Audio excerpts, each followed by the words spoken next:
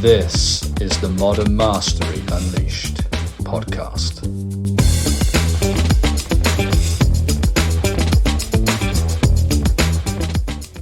Are you looking for your soulmate?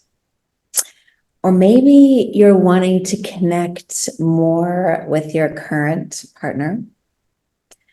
Wherever you are in your love, we are so excited to welcome Ionit Sabatello, who is an award-winning spiritual mentor and global relationship healer. Ionit, thank you so much for joining us as we kick off the February Love Month. Oh, thank you for having me here. I'm really excited about that. Thank you. Oh, so I think one of the reasons why we wanted to start with your soulmate, how do you find your soulmate? I know that you are an expert in this field, and I wanted to just kick off with, what is a soulmate, in your opinion? Well, it's the $1 million question, I think. What is a soulmate? Because a lot of people are looking for a partner, and I've seen a lot with my clients that they were just ready to settle down for everything and everyone that are just there to show them a little bit of attention or a little bit of comfort. But a soulmate, spiritually, a soulmate is someone that you can grow more with. So it's not someone that you just intending to grow old with. The intention is completely different, and it's a soul contract. It cannot be a random person. It can be someone that your soul has chosen to grow with. Now, we have actually 7 different types of soulmates. I'm not going to go into all of them, but briefly, we have compatible soulmates, we have incompatible soulmates, we have twin flames, we have soul family as well. So even friendship can bring up a soulmate for you. Even your dog is a soulmate, can be a soulmate. So I think when we do intentional living and when we live with conscious, it's the intention to grow more with someone and to share life on the path of least resistance, but still challenging. We like to grow with challenges, not with the pain, with the challenges. So this would be a soulmate. I love that. I love that definition. Because I think a lot of people don't realize, A, what a soulmate is, and that there are 7 types, actually. And that, Yes. would you say that you can have more than one soulmate in your lifetime? Or is it that myth that you're destined to be with one and only soulmate? Yeah. So it's interesting, this question, because I come from a religion that says up somewhere up there was once a soul, and then when this soul came to earth, it split into 2, and then you have a man and a woman that come together. Now, obviously, it's a little bit irrelevant when you're speaking about sexual preferences, yes, gender preferences. And what does it mean when that person is horrible to you and you don't want to spend the rest of your life with? Like, are you stuck there? And what happens if, you're just bored, or there's no growth? So one approach would be, yes, you have only one, you committed to that person, and you live until the rest of your life together. We see now the rate of divorces that it's 1 to 3, some countries 1 to 2. So obviously that notion of religion is not necessarily the right way to look at things, not for everyone anyway. We do have infinite soulmates. There is not one single number that we can say this is the cap for soulmates, because as we have different types of soulmates, obviously we have a lot of options and a lot of people that we will meet along our time here. Most of us fell in love when we were teenagers, first crush, first whatever.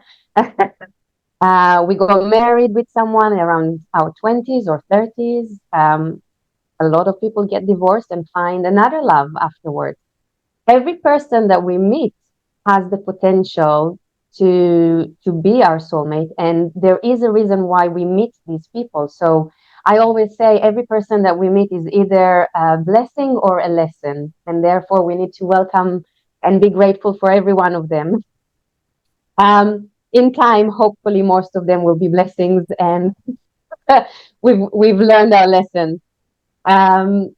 So yes, I always say that, especially for women that get divorced around 40s or 50s, and they think that no one would like to date them, or no one would like to be with them, and they have all these kind of limiting beliefs around their age or status or whatever. And I said, the fact that you had already one soulmate, it means for sure that you can find another one. You've proven already that you can find a soulmate. So let's find another one for you. And yeah, this is how I see it anyway. And it's quite an interesting notion that I've picked up on over the last year, I'd say, that I've seen this crop up more and more. I'd be interested to get your take on it, Ionit, which is the partner that you're seeking to attract, the attributes that you're looking for. The answer seems to be to become that in order to attract it, to be it, to attract it. And I wanted to get your take on that. Yeah. So in a way, there is truth to that. In the perspective of, you can only ask for something that you are able to provide. Like, if you have a value of family within you, you can't expect someone else to provide it to you unless you have the ability to provide it for them. But with that, we have to understand that there are differences. There is a difference in our role in this duo. And it doesn't matter if we're with another man or with another woman. There is a feminine energy and a masculine energy, and the roles in that duo are completely different. And it's only when we are allowed to be ourselves, with the freedom of learning and making mistakes and learn more and grow more, and considering the other person with us, only then we can raise the standards of what we are asking for. So it's not necessarily become the person that you're seeking, because it's almost impossible. If I will become the person I'm seeking, I will be too much in my masculine energy. And it's not good. It's not healthy for me to be in that masculine energy. I have to be my divine feminine energy. I have to connect to my empress, let me say, or queenhood energy, so that an equal partner on that level can come into my life and share my life with, and share my life. Yeah. So that's my take. Also. We can, yeah. So we on this journey of seeking someone or calling in our soulmate, we become our best version of ourselves. We become the ultimate person that has the integrity, has the values, has the heart, to welcome an open conversation about everything, a healthy emotional state, to contain any conversation that comes up later on. And if our partner is not there just yet and they need to learn, then we still have the patience for them to help them see that path. That's lovely. Yeah, that's my take, because ultimately the roles are very different, of course. Obviously, if you're looking for integrity, trust, alignment of values, I mean, that's different. But the polarity that's required from the divine masculine and the divine feminine are very different, because we require the polarity, because that's where attraction is, isn't it, with the two.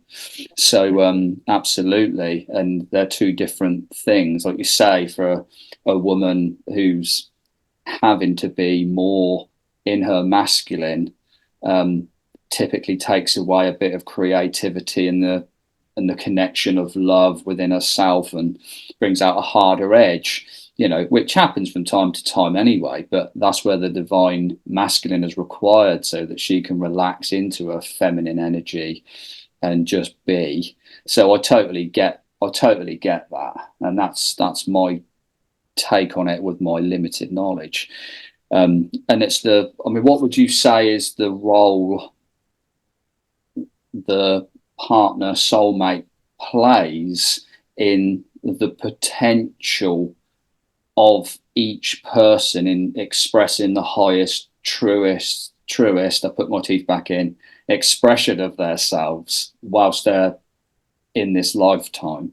Because for me, what I feel deeply on an almost global level at times, and it can be overwhelming, is I feel a collective frustration, sadness, pain of people sitting on, knowing I've got all this unexpressed potential and I want to leave it all out on the field of play whilst I'm alive. And I want the tools to do that.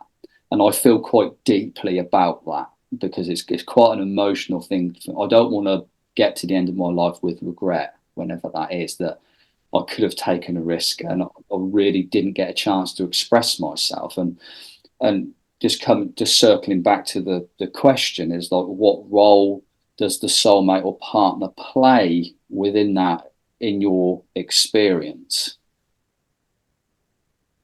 It's such a beautiful way of looking at things. Or really, like,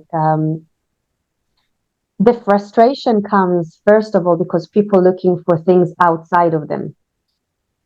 They're looking for someone to complete them, or someone that will be able to calm them down, or or take care of them when they are unwell or low or whatever. And obviously, when that doesn't happen, because it takes a lot of energy to be that kind of support for your partner.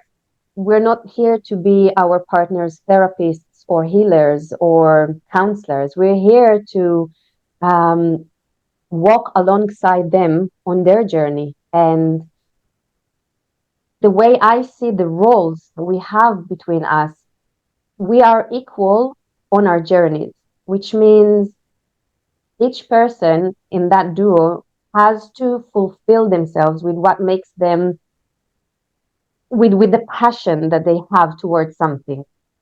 That can't come from anyone else other than their own spirit and their own heart and their own creativity. They have to fulfill themselves, or at least to look for ways of doing that. So that's the personal development journey. Yes, when you're looking for the answers for your soul, and along the way you find more and more answers, and you're building up your skills and you're building up your trait, and you're becoming a different person at one point, and evolving, evolving with yourself. And so the soulmate, or the partner that by your side, they are obligated to do exactly the same for themselves. And then the only job that we have for each other is to make sure that we're not diverting from our paths. So if for a moment I forget my strength, I'm expecting my soulmate to remind me of that inner strength. I don't need consolation. I don't need advice. I don't need any of that. I just need maybe a hug and to say, and a saying, you know the answer. You know what you need to do. That's it. That's encouragement for growth.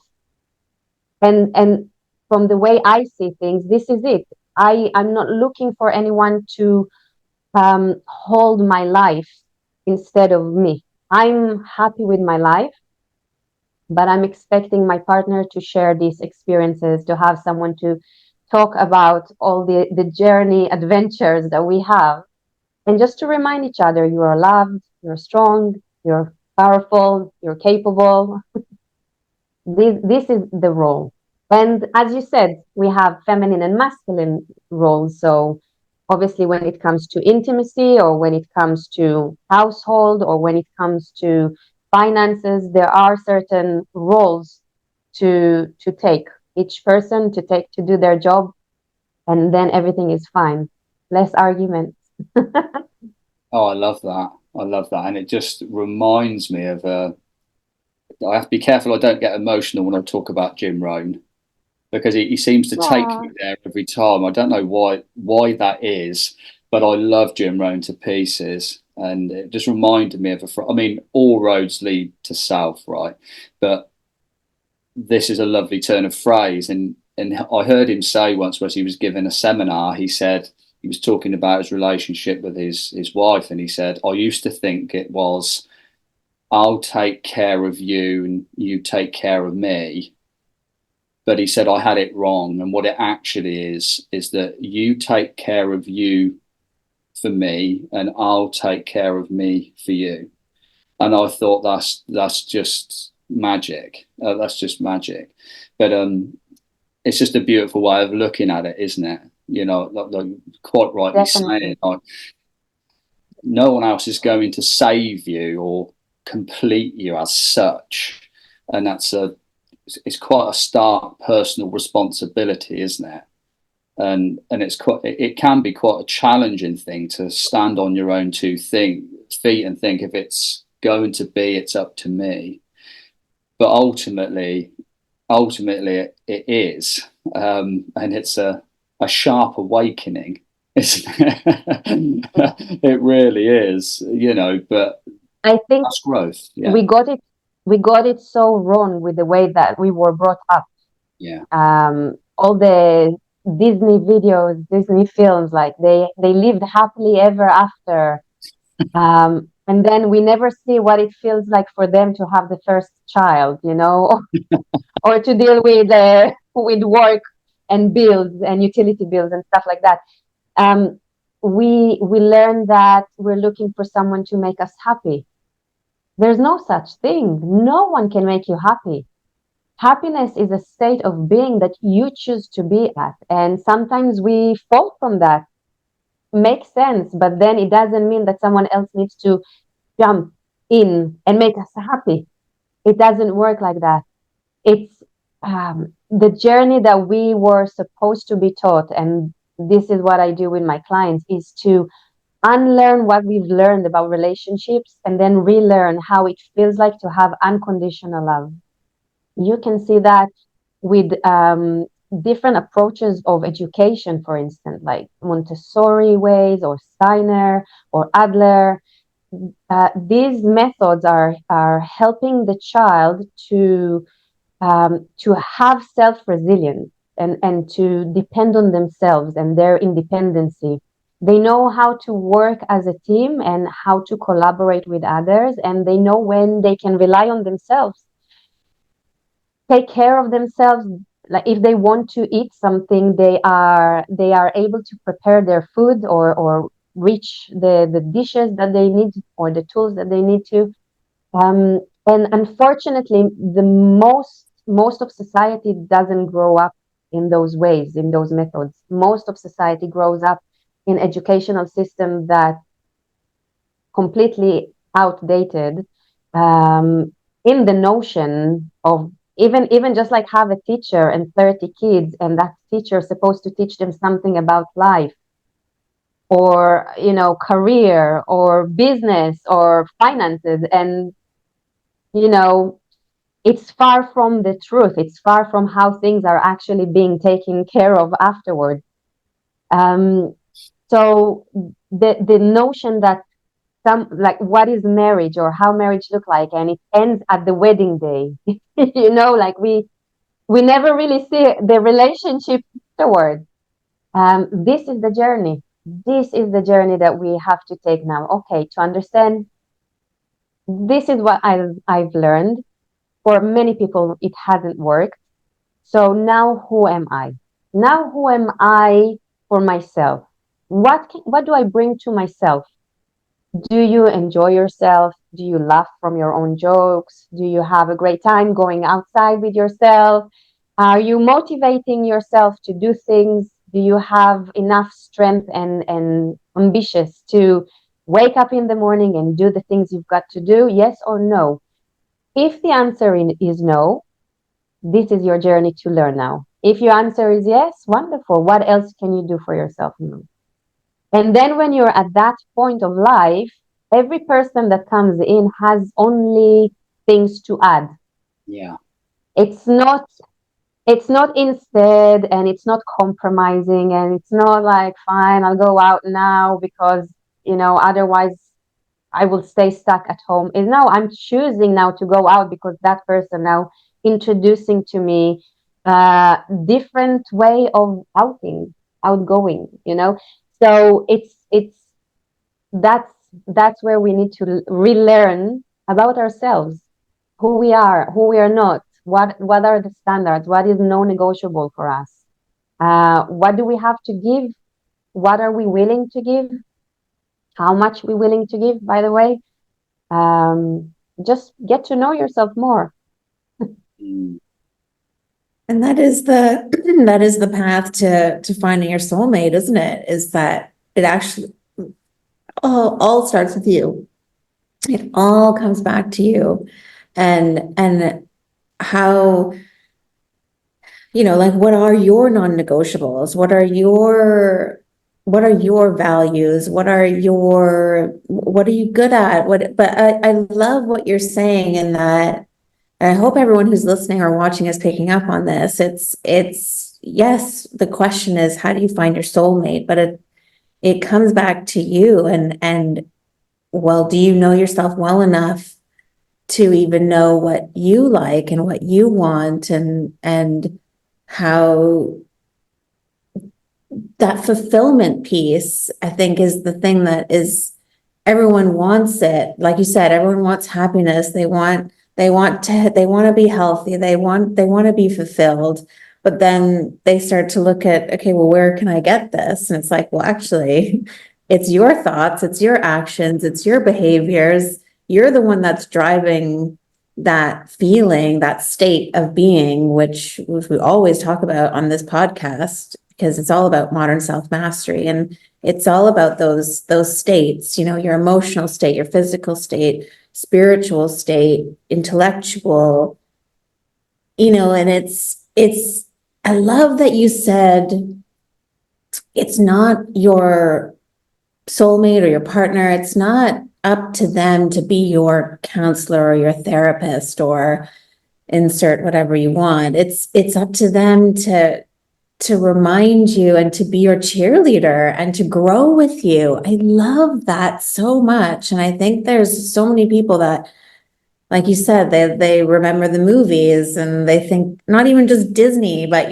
just the rom-coms, the romantic comedies that we all love to, grab a box of tissue with, and fall in love with the dream kind of thing. But it's like, actually, that's not reality, is it? And so how would you say you'd go about, like, what are the first kinds of things you can do to start unlearning some of that stuff? I mean, apart from working with you directly, but like, what are some things that you can maybe share with us that people could start to do right now at home or in their relationship?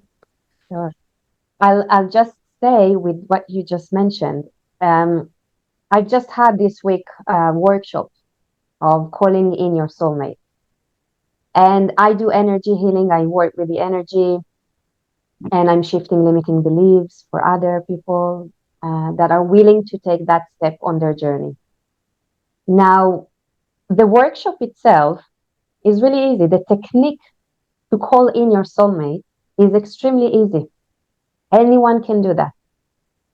And I've shared that I've shared in that workshop my own personal experience that I've manifested for myself twice a compatible soulmate. So I've been into a very toxic relationship for 8 years. Previous relationships as well were not great. And then when I've done the work on myself and when I manifested for myself my soulmate, they appeared 1 month after I manifested them. In different times, yes, I had one a few years ago and then another one that I'm with at the moment. The real work is not to call in your soulmate.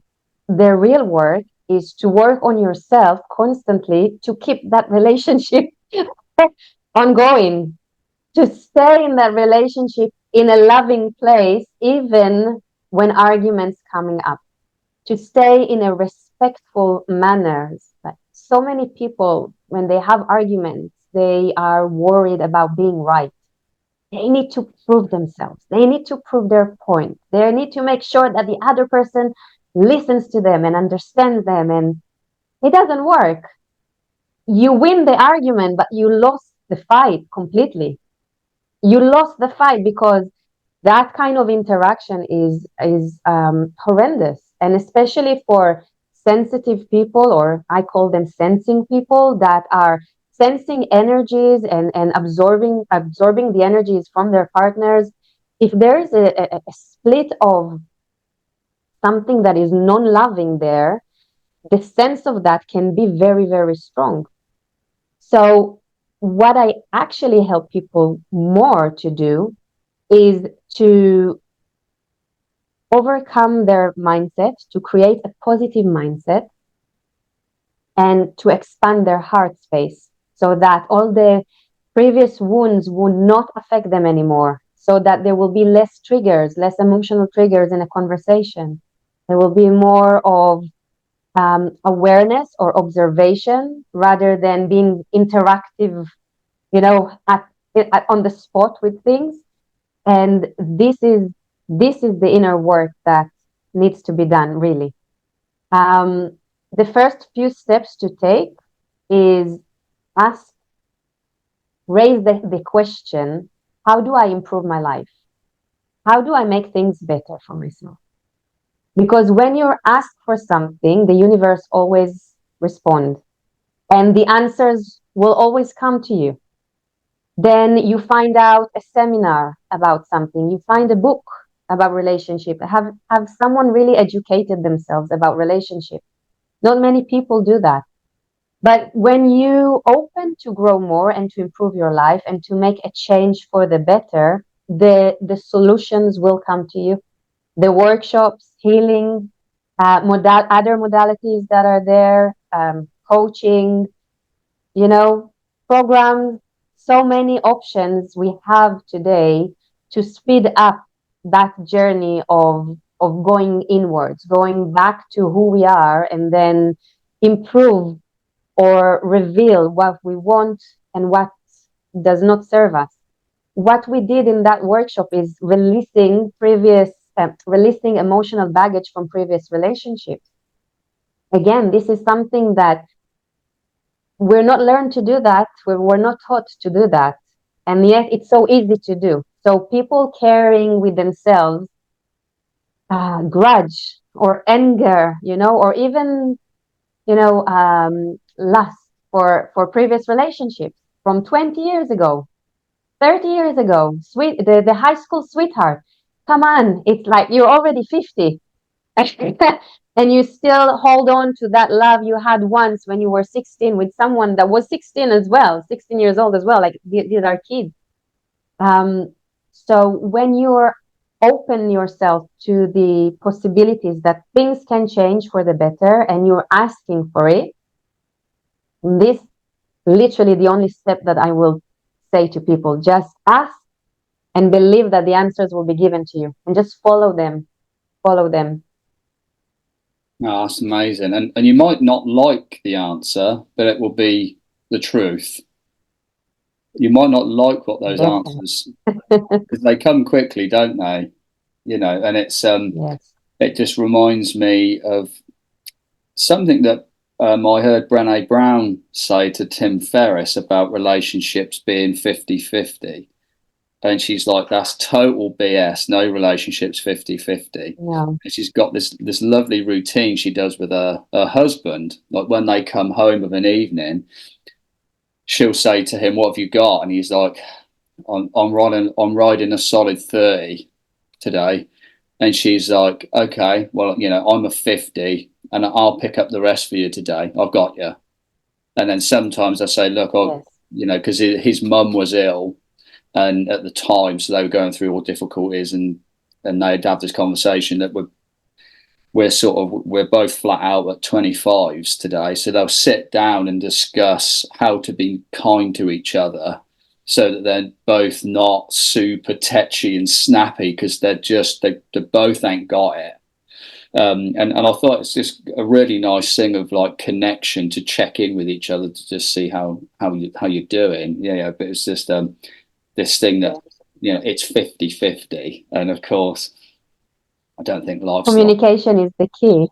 Yeah. yeah, I see the percentages slightly different. It's a beautiful way, by the way, to communicate and to check in with your partner. And again, when we come with our own mindset, for me, what I do is I come with 100%. And the percentage, the 100% is not that I'm at my best all the time, but I'm doing the best that I can all the time. So I will promise that I will give 100% of what I can bring, no matter what, and I'm expecting the other person to bring 100% of themselves. Now, if they are feeling low, they still can give 100% of themselves. That on that bracket, we're sometimes tired, we're sometimes occupied with other things. But again, the mindset is that I'm always showing up the best I can. And I always do the best I can. Maybe it will be 80% from the normal 100%. But here, I know that I'm present 100% with the situation in the best of my ability to be there. oh, I love that. I love the Different. notion. I mean, yeah, that's right up my street, because I think sometimes, like, if on a given day, you've got 40%, but you give 40%, then you've given 100%, haven't you? I mean, I think Exactly. that's the whole notion, isn't it? And I think how you do anything is how you do everything. So that weaves into the fabric of your life, how you show up, doesn't it? Because, Definitely. you know, if you're dabbling and half-arsing one thing, there's a good chance you're dabbling and half-arsing a lot of things in your life, which might explain what's happening.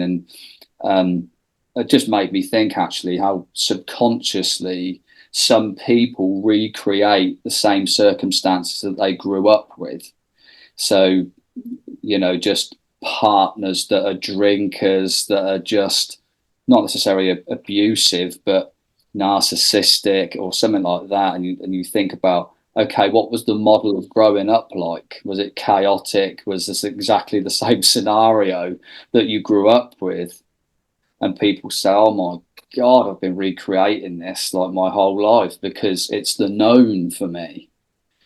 So, and I, you know, You just hit on the nail, on the head of the nail. My Hebrewish. Um, the familiarity from previous experiences or from childhood tend to confuse people when they meet someone for the first time. So people can go on a date or 3 days or even 1 month or 2 months with someone, and they would love bombing them. They would make them feel the best that they can and flattering them and like giving them compliments and gifting them with, you know, surprising gifts. And that person will think to themselves, oh my God, I found my soulmate. I feel like I found my soulmates. Like they seems like they know me and like they understand me, and it seems like, oh my God, such a great connection. In fact, you're already familiar with the situation. You just haven't worked on yourself enough to recognize the red flags there. Because when you feel completely insane, when you feel like when you're madly in love with someone, that's already a red flag, because you're not supposed to be madly in love with someone. You're supposed to be calmly in love with someone, balanced in love with someone. It doesn't have to sweep you off your feet and like confuse your whole reality, and like, you can't do anything else because you're so much in love. This is insane, and this is toxic traits of a narcissist. And it's the love bombing stage that very fast goes into coercive and controlling behavior and demeaning, and putting you down very, very quickly once they hooked you in. So when something feels so good straight away, it's because it's familiar to you already. That's your go-to. That's the thing that it's just how you brought up. Then it makes sense to you that this is how it will feel like. So I swear to God, my life mission is to help people to live in healthy relationships. I come from domestic abuse background. For me, this is the highest point, and to help the kids in those relationships. And if someone takes anything from this conversation, just take the fact that you need to feel calm in love. That's it. Start with that. Don't give in everything you have. Don't share too much information. Narcissists are amazing by pretending to be good listeners while they're actually learning you, so that they can lure you more and more and manipulate you later on with their lives. There are literally steps that they take, and it's all very much intentional. So to protect yourself, first of all, you need to know who you are. That's the basic, because then you understand, okay, something here feels too good. Now, there's no such thing too good to be true, because things can be amazingly good and still be truth.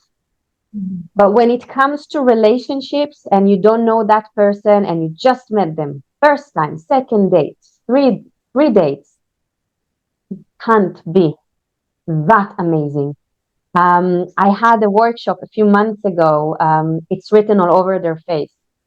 And it was an amazing workshop with a facial profiler that worked with the police and, works on investigations and stuff like that. And we were talking about body language and facial expressions, and how to identify from even facial characters, characteristic, like what that person is there for.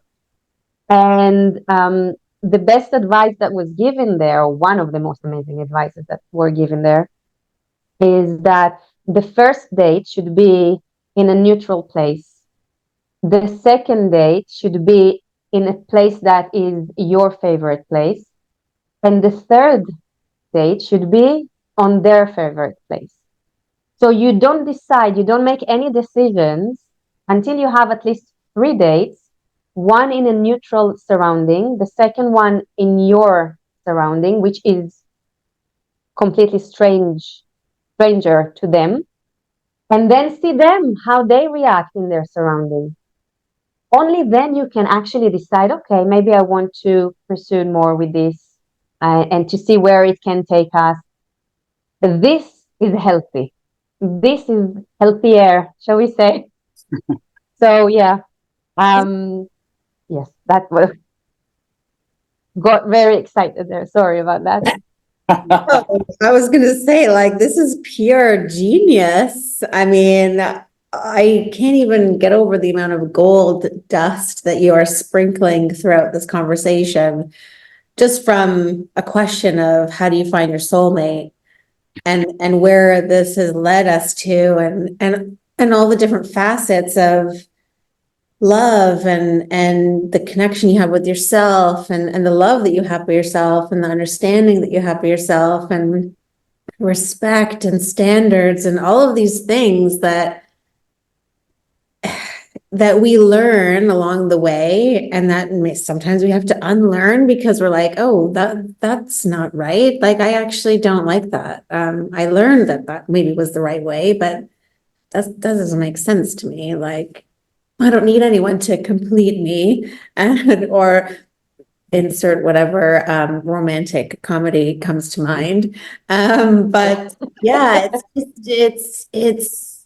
it's incredible, like just the genius that you are sharing on this episode, Ionit. Like, and we need to have you back. It's just insane. I mean, would you guys agree? It's I not mean, genius. It's just knowledge that it makes sense to everyone once they hear it. We've all been through heartaches and breakups and separation, and we were never received the right tools to go through this. So we keep on picking up more wounds and more wounds and more.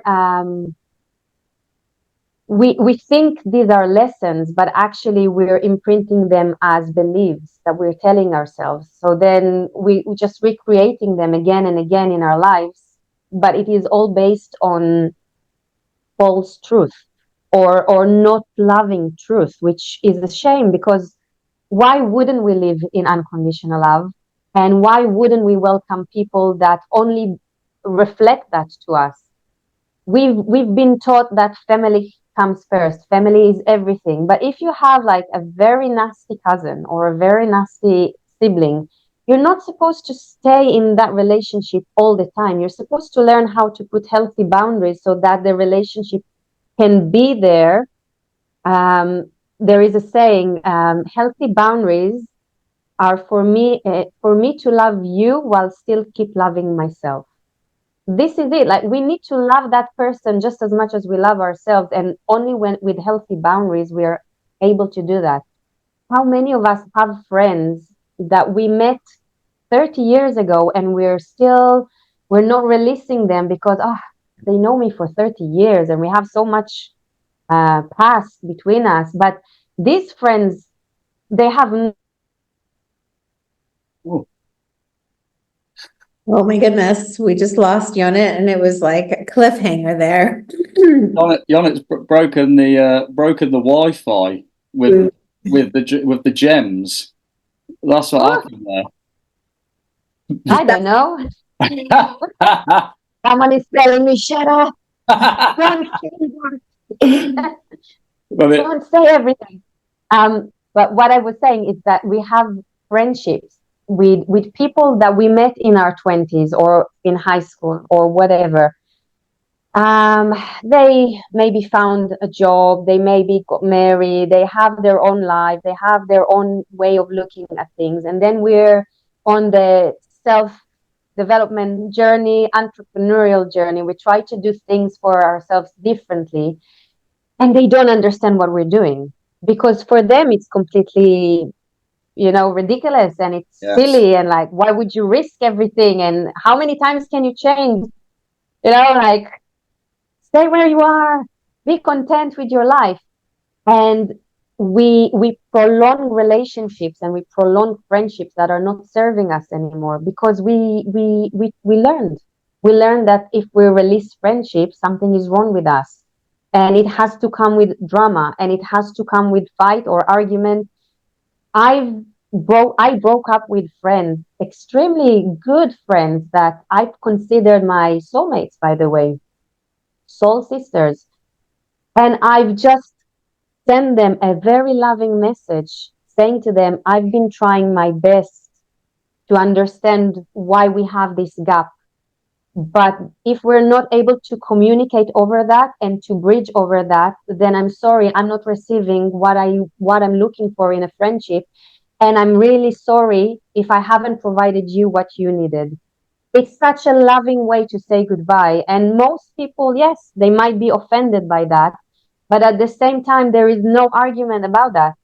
It's feelings, and it's feelings with love. And it's releasing people from your life that you just appreciate everything that they've brought to you so far. And from now on, the chapter is ending. Maybe in a few chapters in this book of life, we will meet again on different levels that from where we are now, or in a different version from what we are now. Yeah. But until then, that tension, that energy between us and other people is only harming us and damaging us. The thoughts and like, what have I done? Have I done anything? And what did I say? And what did they say that to me? And like, how come they do this? And all this overthinking and tension. And like, if people wants to have peaceful life, choose to have peaceful life and take the action step, as you said, Paul. Take the necessary steps that you are being guided to do, even if it doesn't look good, even if you are being, you will face the truth will come up, people will show to you their real colors. You just need to accept them. Thank you for showing me your true colors. Now I'm choosing something else, or I'm choosing to work on this with you. Either way, it's all good. It's all good. No, no, I love that. So much in this session. It just reminds me of something that's incredibly powerful, and that's you can't improve anything you're not aware of. So awareness is everything, isn't it? And pattern recognition. So when you recognize and have the awareness of your patterns, of your go-tos, your coping mechanisms, of avoidance, of being with yourself in stillness, solitude, in the quiet time with being with you, so you know who you are, what lights you up, can be quite difficult. For a lot of people would rather do anything than sit with themselves to know themselves. So when you ask that question, how can I improve my life, or what's the one thing that's really hurting me that I could start taking action on to improve my life, you'll get an answer immediately. We know what those are. We know what these things are. And sooner or later you have to face them. But I think once you understand what that is, and not in resistance, but just to let whatever it is, whether that's people, food, places, letting it go, letting go of what no longer serves you with grace, with ease, just letting go of what no longer serves you. And I think that's quite a powerful thing. It's just, and that's in all areas of life. And something very powerful that a spiritual coach I was working with not so long back, actually, she said to me, the head can't understand what the heart knows. And I thought it was just a beautiful phrase, and it leads me on to something. Excuse me, people, but these things then just come to me. But the hardest and longest journey we take as human beings is the 18 inches from our head to our hearts. And wow. And that's just beautiful, isn't it? And I think that's it, isn't it? Like, we pick up slights, micro, macro trauma, and when we hold on to those things, that's the thing that separates us from who we are now to who we truly are. The snippets of the 2.0 version of ourselves is who we are. Once we let go of all that limiting beliefs, the baggage, the micro and macro trauma, the slights that we pick up, once you let that go with grace, you free up so much energy, don't you? Because if where you place your attention is where you place your energy, and it's on people, places, arguments, past, future anxieties, well, of course you're exhausted all the time because you're never here and loving yourself enough to feel that you deserve those things, and actually coming back to what you actually want and not what you think you want. So even if the exercise of writing down all the things you think you want, including what you want in a partner, and think, well, where did that belief come from? Where did that come from? Does that come from me, or is it what I think I should want? Is it really what I want? And you come back with a handful of things that you really want because you feel it, and words almost can't express. It's like if you were to pick up a phone to a really close friend and say, why are we friends? You actually can't answer it. They say, Yeah. I don't know. I've known them for years, a long Yeah, I time. don't know, and it's because it's the emotional language, isn't it? It's like it's the emotional signature and connection. It's just something you feel. Sometimes you can't explain it because the head doesn't understand what the heart knows. And I think when you go through micro and macro trauma and you build walls to keep out pain and rejection and more suffering that you've had in your life, you also keep out everything that's going to switch everything on in you. So welcome all experiences, like you were saying, because the best things in the world that have ever been created are made of love. People put out the work that you do to change people's lives. That's created through love. It's not the head, it's the heart. It's the hero's journey. That's exactly what it is. And, you know, like Steve Jobs, he wanted to create beautiful things. He's an artist. So to really connect with that's born out of love. Of, you know, what do you want to give and contribute in this life? Because I think we're all built to serve, but just on different levels. You know, everyone isn't supposed to serve on a global stage. It might be just to their family and their community, but we feel a sense of contribution that when you reach certain levels of actualization and as we continue to order consciousness, you feel like actually to get out of a state of suffering is beautiful to help other people, and that can really fill you up, can't it? You know, sometimes it isn't all about you, but as we know, the saying is onwards and upwards. If you're in a really tough spot, well, onwards and upwards, well, actually it's inwards, onwards and upwards. You've got to go in. You've got to go in. And I won't reference Michelangelo and David yet again, but you'll have to check out the other podcast for that, because I talk about it every time. But I mean, I think that's just incredible insights there for people. I think that's just an incredible conversation. So thank you very much. Thank you, guys. Really, thank you.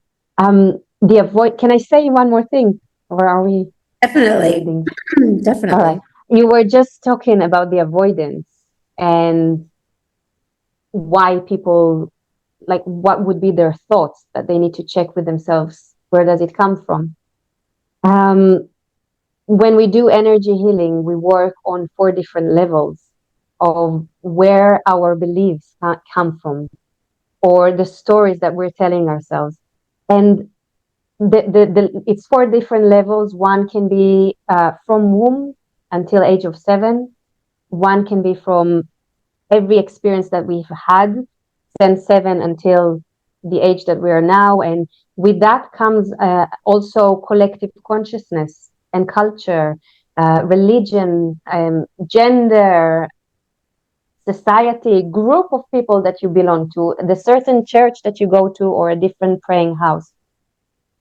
We have DNA that affecting us, things that run in the family. It's not just diseases, it's also beliefs.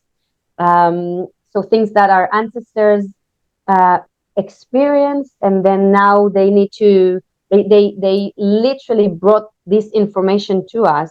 And then there is the soul level, which is our soul purpose and what we're here to do and how we're here to fulfill ourselves and what we've learned from previous lives.